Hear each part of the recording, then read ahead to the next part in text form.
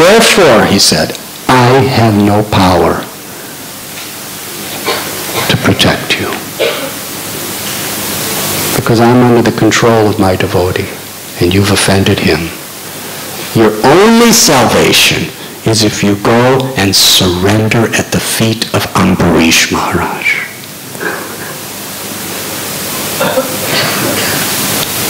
This was the Lord's mercy, to show the world this profound lesson. So Durvasa Muni, he ran through the sky all the way back to Vrindavan, Madhuban forest. And Ambarish Maharaj was standing there waiting. Durvasa Muni fell at his feet. And Ambarish Maharaj was so embarrassed because he considered Durvasa Muni a great yogi and a great sage and a great Brahmin, and he's just a little king householder, so he offers obeisances to Ambarish, and Ambarish offers obeisances to him, and Durvasa Muni is falling at his feet, and Ambarish sees the Sudarshan chakra right behind him, still. So what did Ambarish Maharaj do? With folded hands from the core of his heart, he offered prayers to the Sudarshan chakra, the energy of Vishnu. After glorifying Sudarshan as the Lord's energy manifesting from the glance of the Lord, which is the cause of the creation and destruction of the entire cosmic manifestation in all its universes, that's the power Sudarshan has. After humbling himself before the greatness of the Lord and his ashtra, Ambarish Maharaj, with so much sincerity and emotion, he prays. If myself or any of my family members have ever done anything to please you, my Lord, the only thing I ask in return is don't hurt Durvasa Muni. Forgive him. He prayed over and over again, I don't ask any other benediction from you.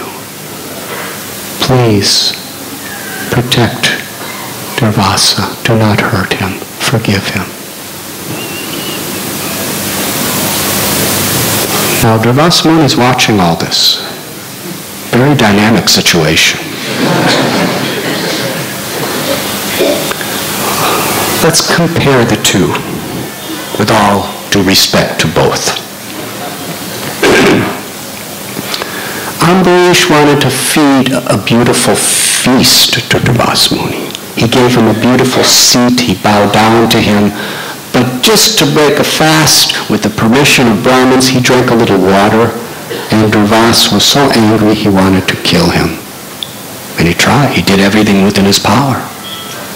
And here's Ambarish, Durvasa Muni tried to kill him in the most horrible way, to burning him to death for doing nothing wrong. And Ambarish is begging and praying and willing to sacrifice all the spiritual credits he's ever had to protect and forgive Durvasa. This was really a very powerful Srimad Bhagavatam class for Durvasa Muni. With a very burning realization. And he was in rapt attention too. And Sudarshan chakra disappeared. At that point, Durvasa Muni is offering this verse that we read today to Ambarish Maharaj.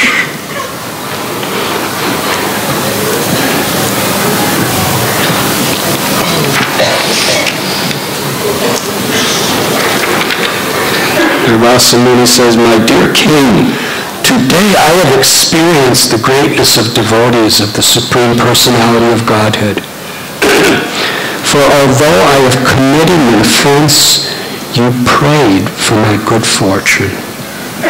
For those who achieved the Supreme Personality of Godhead, the Master of the pure devotees, what is impossible to do, and what is impossible to give up?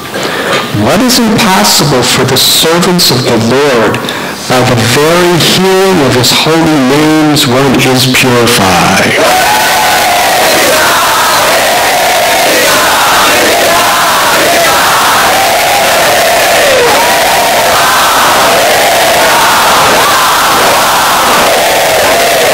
O King, overlooking my offenses, you have saved my life.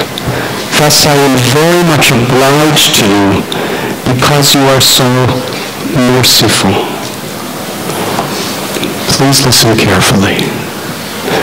Durvasa Muni is one of the most powerful mystic yogis who has all supernatural powers. And here he is so obliged to Ambarisha Maharaj, who's just living like a simple householder, as a king.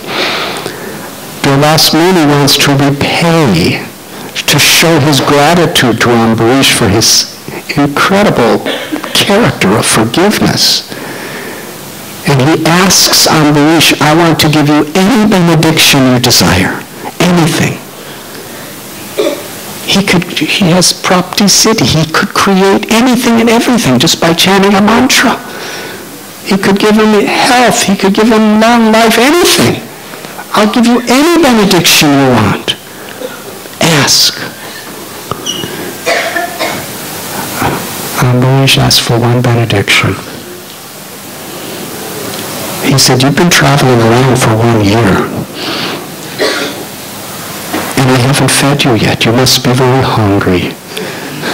The only benediction I ask of you is sit down and let me serve you a sumptuous feast and enjoy it.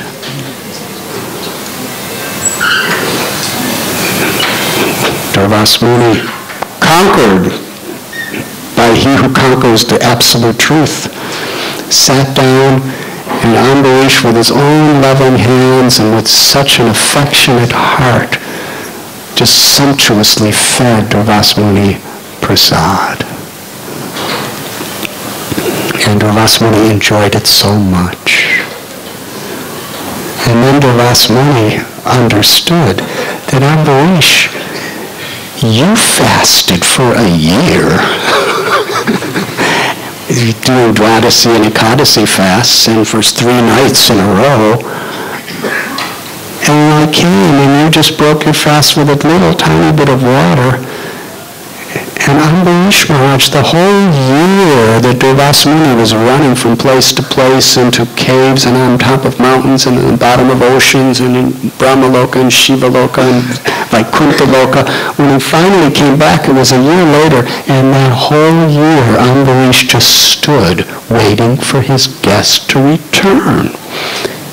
And he didn't eat anything. He only drank some water. And when Durvasa Muni was finally fed and completely satisfied, then Durvasa Muni said to Ambarish, now please, the only benediction I want from you is eat. Sit down and eat finally.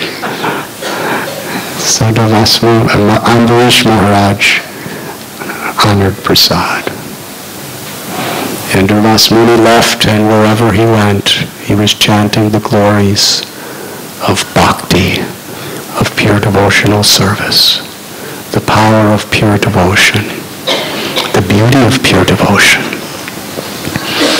And from these stories we understand the characteristics that we must strive to cultivate if we actually want to please the Lord.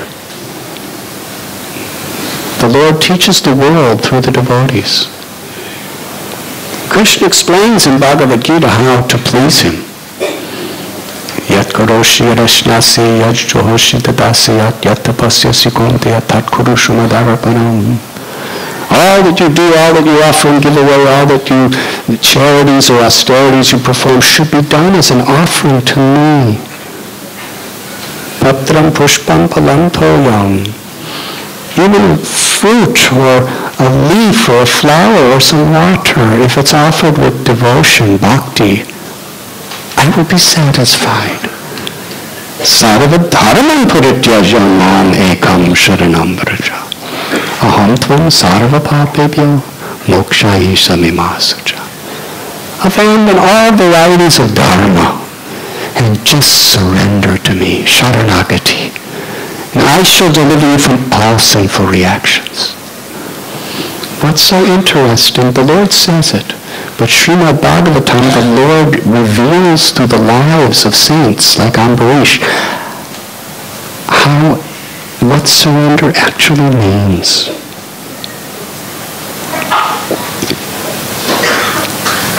To truly be everyone's well-wisher.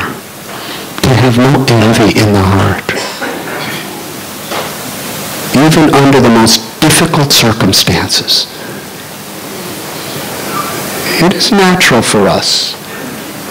We're trying to be sincere, but sometimes situations just seem so impossible. I can't maintain the standards in this environment. This is too much.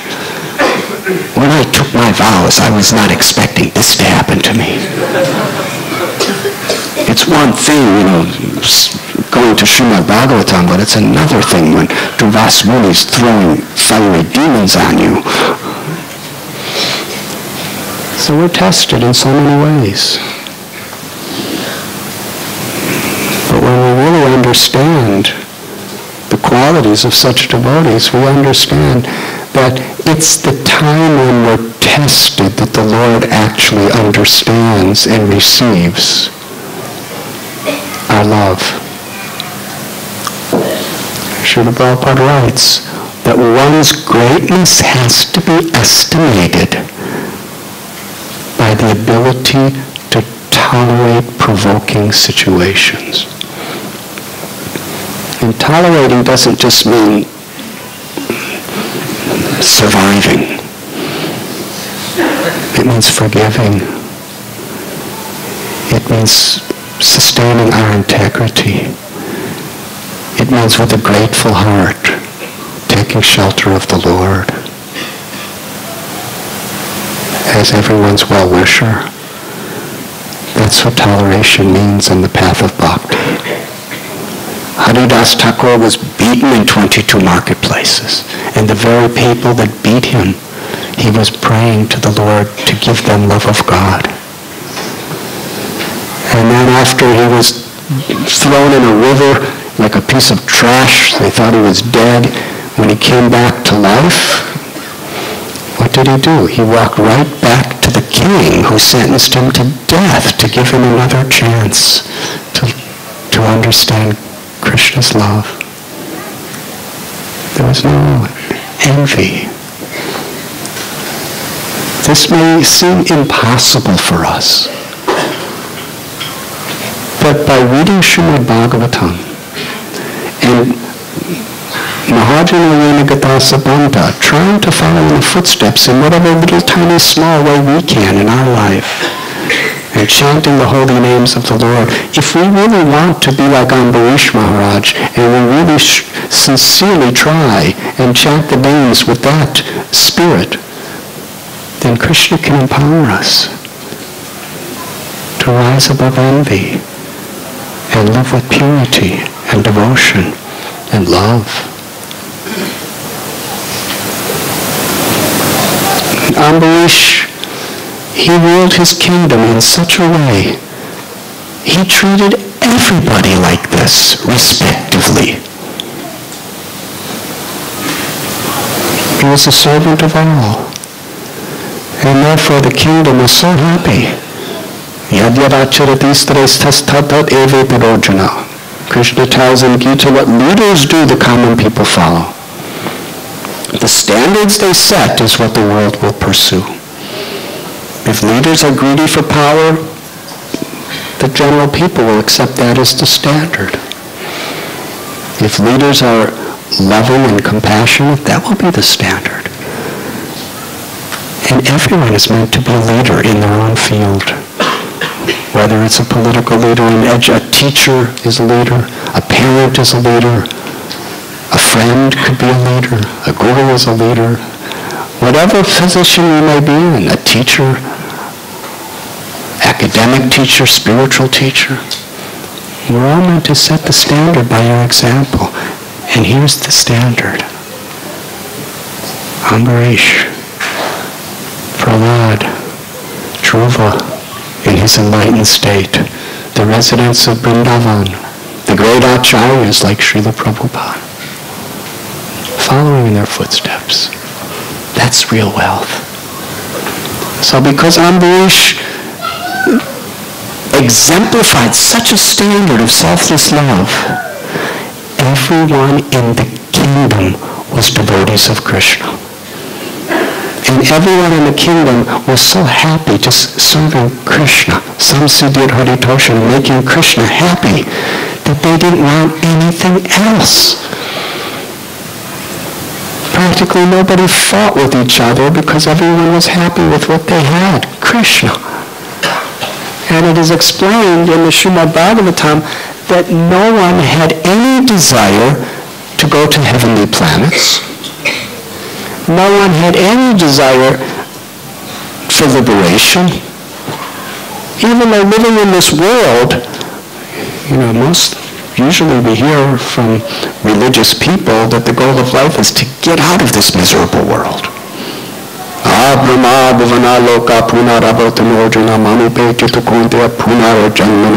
From the highest planet in this material existence down to the lowest, there are places of misery where birth and death take place. But then Krishna says, but one who attains my abode is happy and never takes birth again.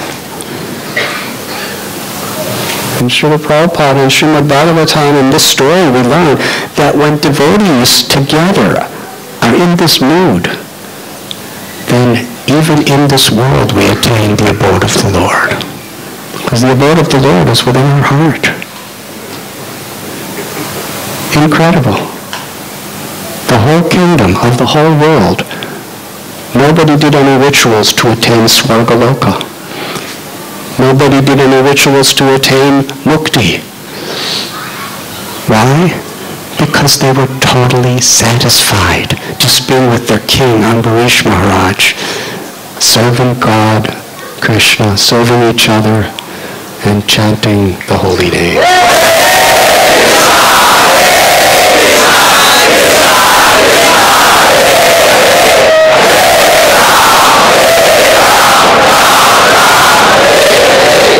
And Durvasa Muni, the culmination of his realization after all this incredible purification was that simply by chanting the Lord's names, one is purified. And therefore,